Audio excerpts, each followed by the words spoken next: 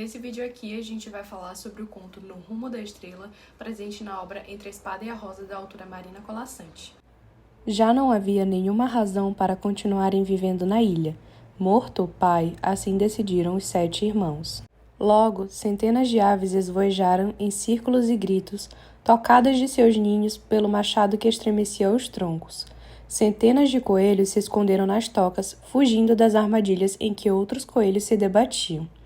E um longo barco foi surgindo na praia, o esqueleto de madeira deitado sobre a areia, costelas para cima, aos poucos recoberto pelos couros de coelho que os irmãos emendavam. Esperaremos a lua cheia, disse o mais velho dos 7, depois que os remos foram lixados. Mas, faltando ainda completar-se o tempo, cuidaram os outros de embarcar as poucas coisas que levariam: água nos jarros, frutas nos cestos, carnes e peixes em camas de sal. Tudo estava pronto quando, na escura costura da noite com o mar, uma enorme lua começou a brotar e, aos poucos, achatada sob o peso do céu, foi subindo cada vez mais clara. Você, que é o menor e o mais leve, ficará no leme, disse o mais velho dos irmãos ao mais moço, enquanto empurravam o barco para a água. E, apontando no céu uma estrela tão clara quanto a lua, mandou que nela cravasse a proa, sem nunca abandoná-la com os olhos. Só assim chegaremos à terra firme, acrescentou. Vencidas as primeiras marolas, varada a arrebentação, vai o barco sobre o líquido espelho. Plaf, plaf, mergulham os remos dos 6 irmãos, encrespando o brilho sem parti-lo, e o 7º atrás, em silêncio. Vai o barco sempre em frente, não há trilhas no mar. O reto caminho desenhado pela mão que segura o leme só aparece na esteira depois que o barco passa, e logo se apaga. Mas, de olhos postos na estrela, o rapaz sabe aonde vai. De dia, quando o sol queima e a luz ofusca, os irmãos dormem deitados no fundo do barco. De noite remam, 1, 2, muitas noites. Noite a noite, roçando no céu, a lua gasta sua curva, se afina. Quanto menor a lua, mais intensa brilha a estrela para o moço. Mais intensa e mais bonita e mais olhada e mais amada. Nos olhos dele, só ela se reflete. Na noite dele, só ela se ilumina. Vai o barco aonde ela chama, outra noite e mais noites. Tão distante de mim, suspira o moço, confundindo seu lamento com o beijo da água contra o casco. Tão difícil de alcançar. Inutilmente procura na escuridão caminhos que o levem à estrela. Tenta varar com a proa a rota secreta do céu, romper a linha que no horizonte o separa. Gastou-se de todo a lua, agora só a estrela cintila. Plaf, plaf, mergulham os remos dos 6 irmãos, mas, nessa noite mais negra que as outras, um sopro vem gemendo sobre a água. É o vento. O mar, cansado de ser plano como um campo, incha-se em dunas e morros, ergue as costas, estica os dedos brancos de espuma. Foge o barco, ou é levado, remam os irmãos, ou agarram-se aos remos. O barco salta, gira, corcoveia para o alto de uma onda, despenca e novamente se empina. As madeiras rangem, a tempestade relincha. Os olhos do moço, ardidos de sal, perderam a estrela. Sem rumo, ele a procura entre as nuvens, no céu tão revolto quanto o mar, e já não se sabe o que é acima ou abaixo. Rompe-se a noite, um raio salta, o moço cobre os olhos com a mão, mas, quando a abaixa, lá está de novo a sua alegria, clara e limpa a estrela brilhando numa garganta de céu. O arcabouço do barco geme na subida, como árvore imensa, a onda abre sua copa. Mais e mais sobem os irmãos no seu ninho de couro até chegarem ao alto, onde a espuma brilha quase nuvem. Nunca o moço esteve tão perto da amada, nunca lhe pareceu tão bonita como agora. Pela primeira vez, a mão esquece o leme. Ela se levanta, quase a alcançando, braços estendidos, tornozelos enlaçados de mar. E tem a impressão de que ela se debruça, levando-o além da escuridão, além do vento, além da tempestade. Perdido o timoneiro, para sempre navegam os irmãos, sem possibilidade de chegar.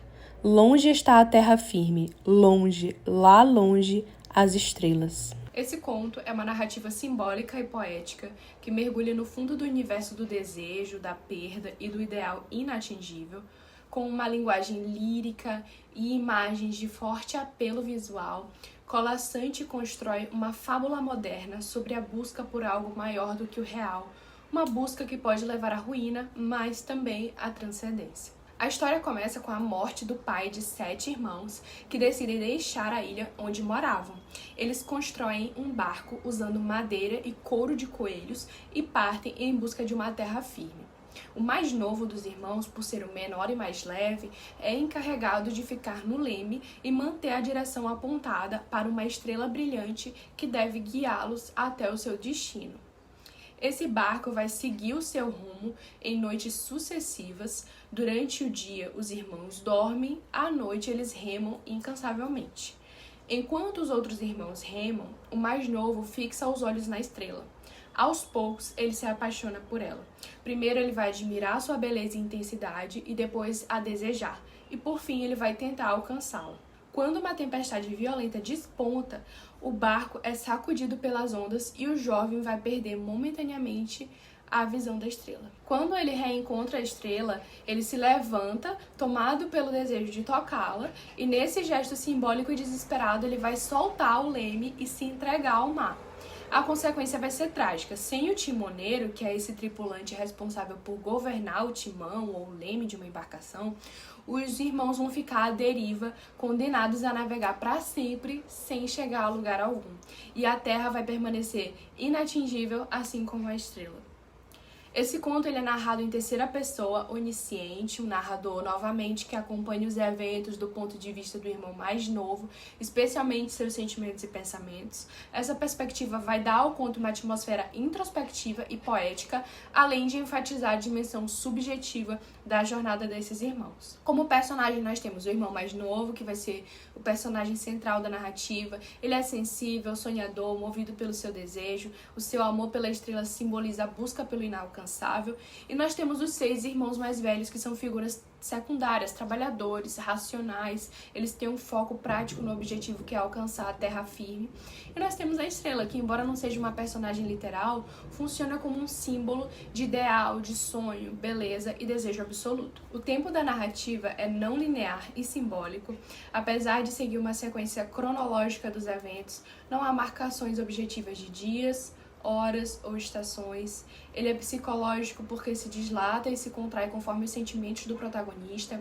A monotonia das noites se alterna com o crescendo da obsessão dele pela estrela até o clímax da tempestade.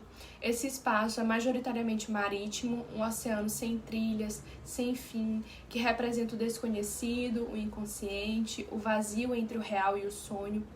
A ilha de origem é deixada para trás e a terra firme prometida nunca vai ser alcançada, né?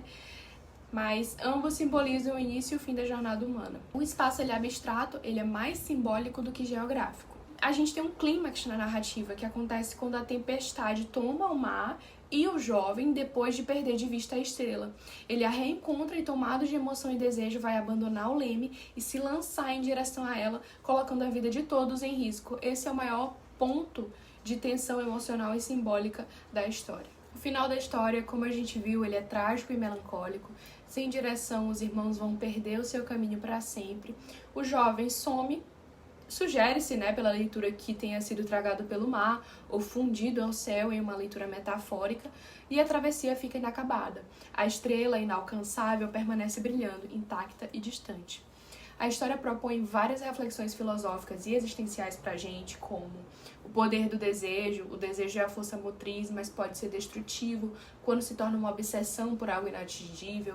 A importância da responsabilidade coletiva. O jovem acaba esquecendo a sua função no grupo ao se perder em seu amor pela estrela e todos ficaram em risco. O ideal inatingível. A estrela vai simbolizar os sonhos absolutos, ideais que guiam, mas que não podem ser alcançados ou tocados. Razão e emoção, o contraste entre os irmãos racionais e o irmão sonhador, reflete a eterna tensão entre o sensível e o prático. E a gente pode aplicar esses temas em redação. Esse conto ele é extremamente útil para redações sociais, psicológicas, filosóficas. como o papel dos sonhos na vida humana, ou então os limites entre o desejo e a obsessão, consequências da idealização, responsabilidade individual e coletiva, a condição humana diante do inatingível, até mesmo a busca por sentido e direção na vida. No Rumo da Estrela é, então, um conto denso e poético que, embora seja breve, traz uma profundidade simbólica notável. A autora vai utilizar a metáfora da travessia para falar da vida humana, da busca por sentido, dos perigos da entrega cega ao ideal e da fragilidade da existência.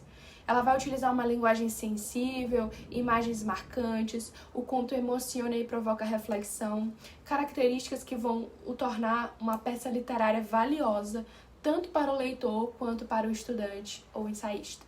Bom, pessoal, espero que vocês tenham gostado desse vídeo. Não esqueçam de curtir, compartilhar, se inscrever no canal e até o próximo.